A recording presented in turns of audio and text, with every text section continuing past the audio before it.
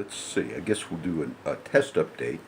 Now, this is going to be a little later. I'm going to do the Sunday morning Sunday sermon. I'm behind on last Sundays. I was going to work on it right now, last Sundays, as I get ready later to do today's, which I hope to do the Mass.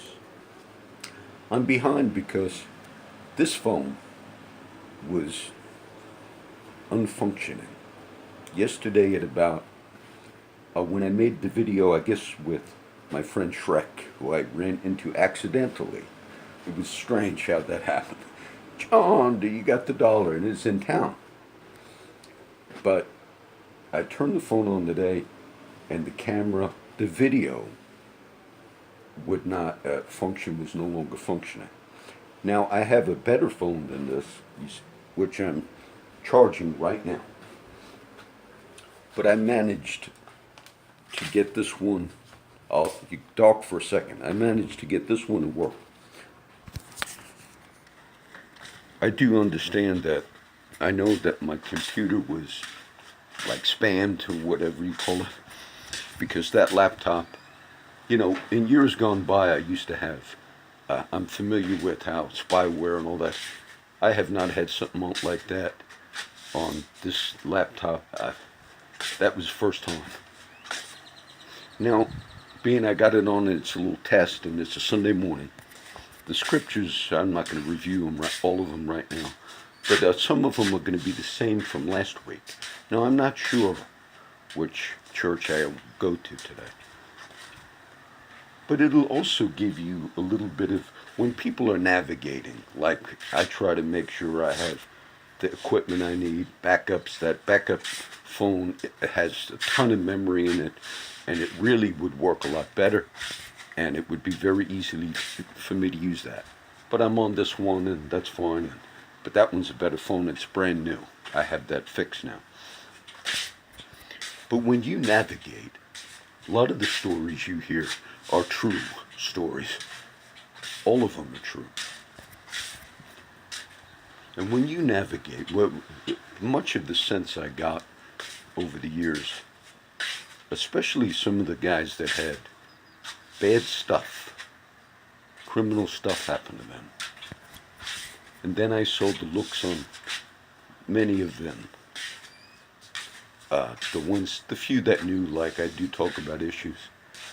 And they're not afraid of like a particular, cops have gone after people, beat the living hell out of those people.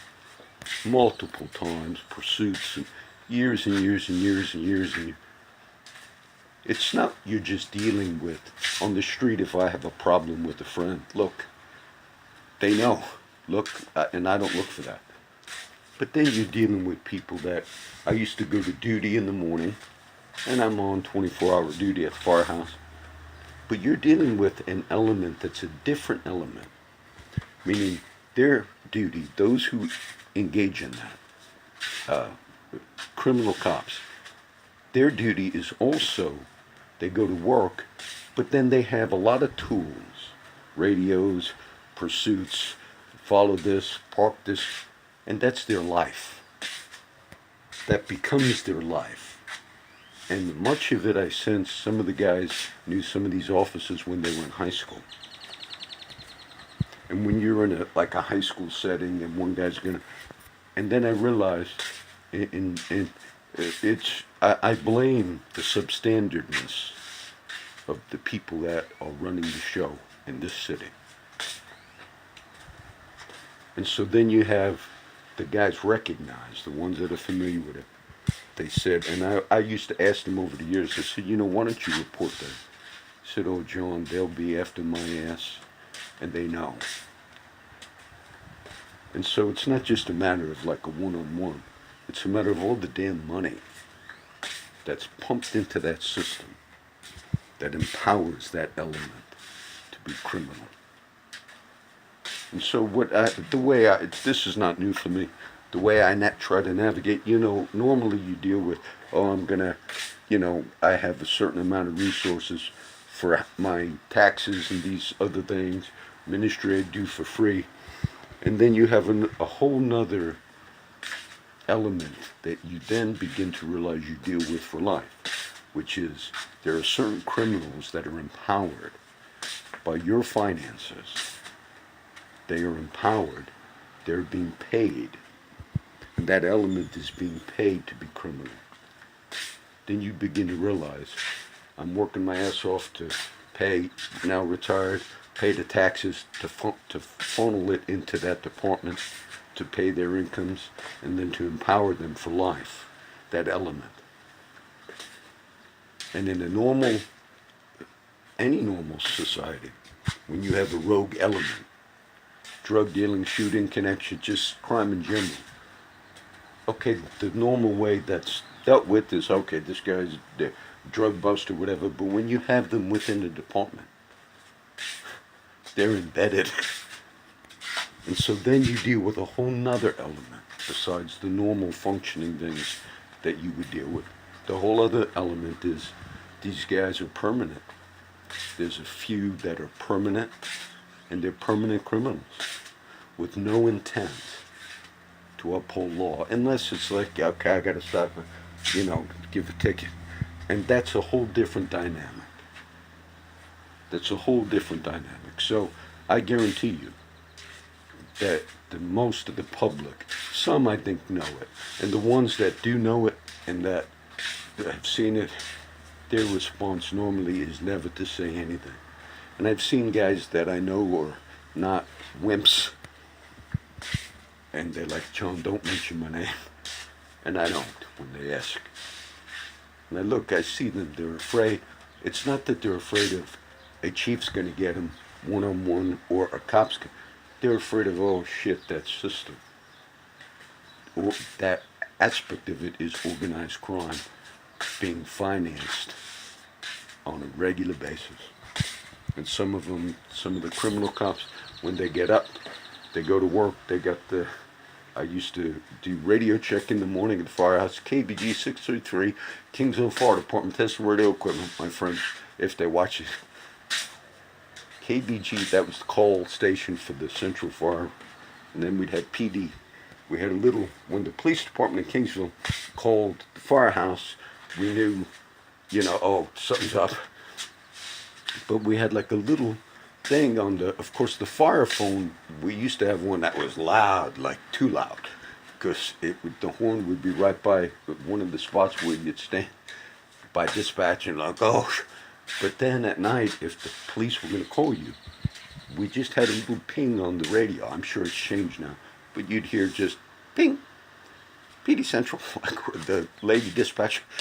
But you got attuned to like listening to the still small voice.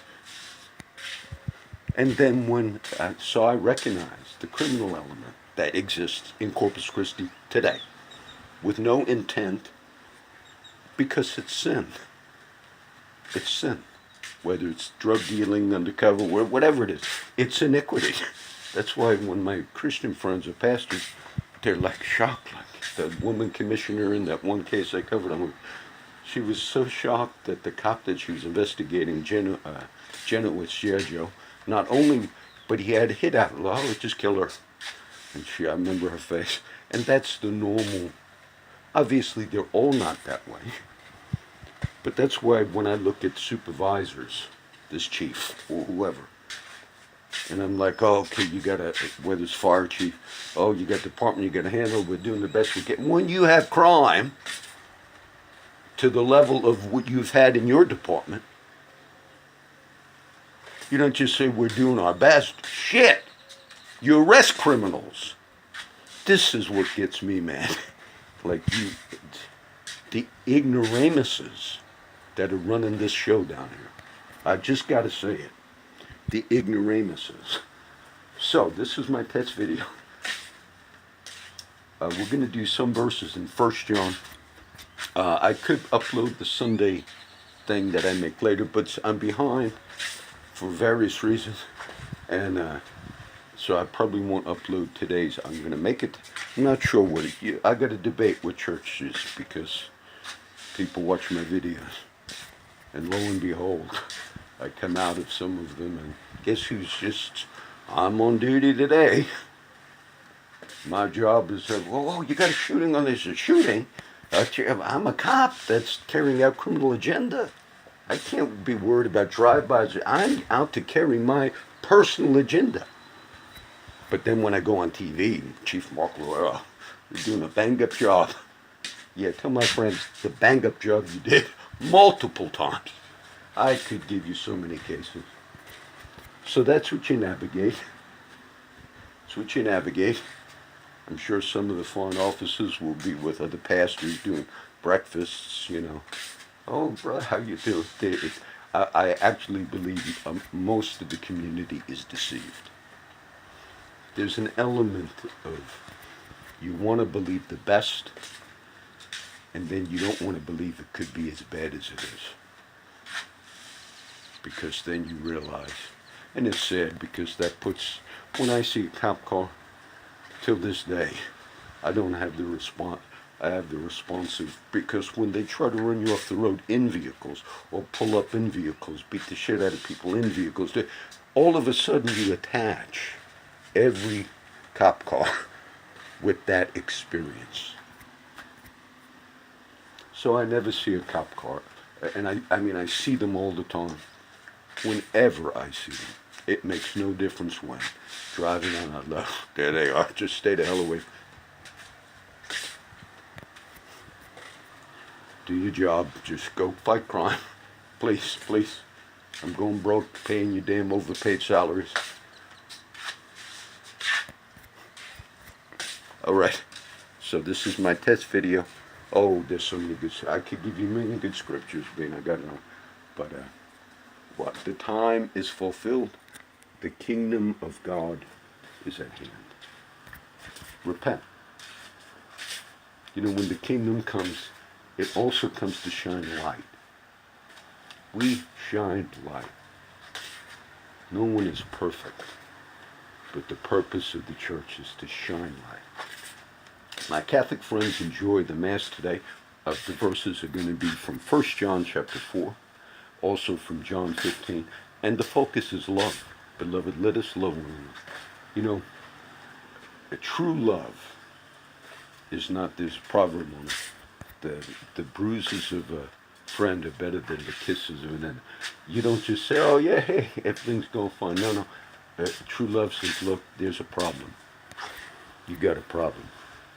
And if part of that problem actually entails the physical beating up, abuse, and a lot of other stuff to the people that are downcast, to the people in society that are already on the edge of life, and then they get to deal with all the times that there was times they used to yell out of the cop cars to the guys.